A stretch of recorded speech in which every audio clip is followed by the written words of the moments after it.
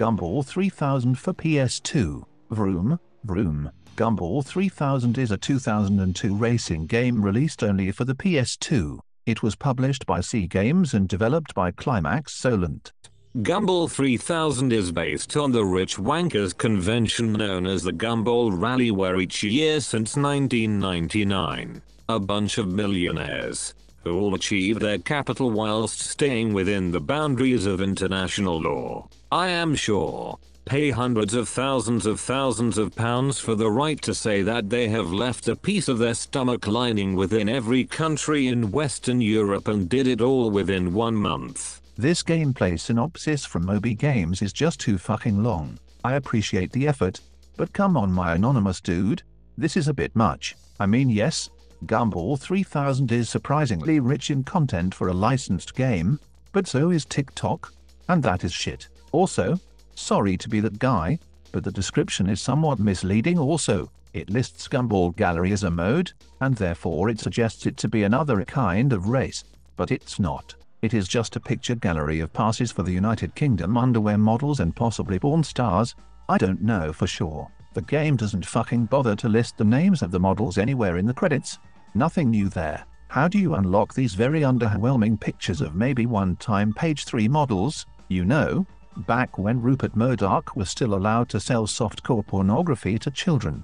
Yet in the same product accuse independent VHS stores in Britain of doing the same thing without any evidence, all in service of distracting the people from the raping of the country's infrastructure, that some people preferred to call privatization. Well, you unlock them by doing some stupid shit within each race that show off the game's mechanics, like a 360 spin, or running through speed cameras really fast. As depressing as this all sounds, the Gumball Gallery feature is at least fitting for the game's licensed product. Anyway, the game consists of the following modes. Gumball 3000. The namesake mode is a points-based tournament where, unlike the actual event, you are actually racing to win. Since in real life, when you, feckless overpaid estate agent LARPing as an illegal street racer, crash into a shitty little fire tempera, being an abbreviation for Fix It Again Tony Tempera, at 120 miles an hour whilst you were too busy flashing your 2-inch cock at some Italian grandma, you either 1. Die instantaneously and give some Mario Man a terrible start to his by forcing him to scrape what's left of you overturned ass off the motorway, or 2, which is even worse, spend the rest of your life in an overcrowded prison where no one speaks the fucking language. The English bourgeoisie is a clown that never stops crying. In Gumball 3000 mode, the player starts in the UK on day 1 and must complete all stages in order, commencing with the airport dash to Stansted Airport. From there the cars are loaded onto an Antonov aircraft and are flown to the next stage in Spain. The race continues across Europe to Baden-Baden in Germany before returning to the UK. This mode is quite the chunky boy and will take up to an hour to complete. To avoid repetition, I guess, a timed collectathon is presented to the player between each race. Most of the cars and tracks are unlocked in Gumball 3000 mode. Once unlocked, said tracks and cars are playable in either a single race mode or timed trial.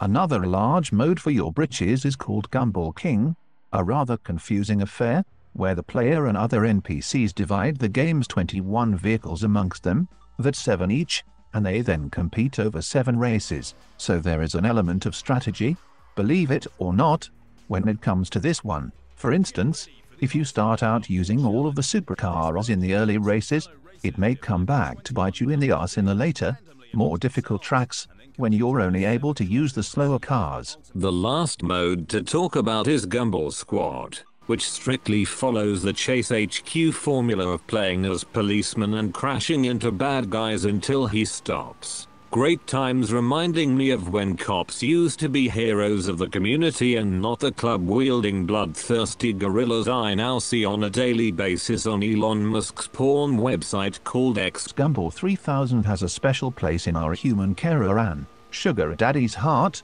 because it is actually one of the few PS2 games he actually played as a kid back in the housey in days of 2003 or some shit, so he has asked us to inform you of his bias when it comes to this otherwise quite average early 2000s racer. For some reason, bringing death and destruction to realistic urban landscapes has always been a lifelong obsession for him. Nothing to read into there, I'm sure. For a 2002 game, however, it looks real clean and sharp.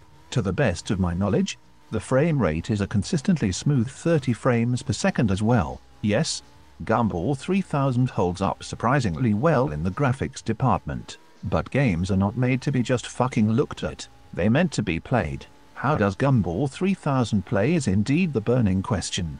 Well, the approach taken by developers Climax is that of an arcade-style racer, complete with nitro boost mechanics, and a checkpoint system for each race that is way too fucking strict for a game made for a home console. Something else we take issue with are the floaty physics, which make all the cars, well, the only cars worth driving at least, go airborne on a dime. Especially noticeable since there's always bloody traffic on the road, and of course these being Europe-based tracks, not a straight line that lasts more than 10 seconds anywhere to be found. Vroom vroom indeed. You will be spending as much time in the air as you will on the road in this one. Like we aforementioned, Picking for Good has a bias in favor of Gumball 3000, with it being one of the first racing games he ever played. The issue of whether or not this is a good game is further complicated by the fact that it does nothing outstandingly terrible, but neither does it do anything outstanding at all. It's a perfectly average arcade-style racing game.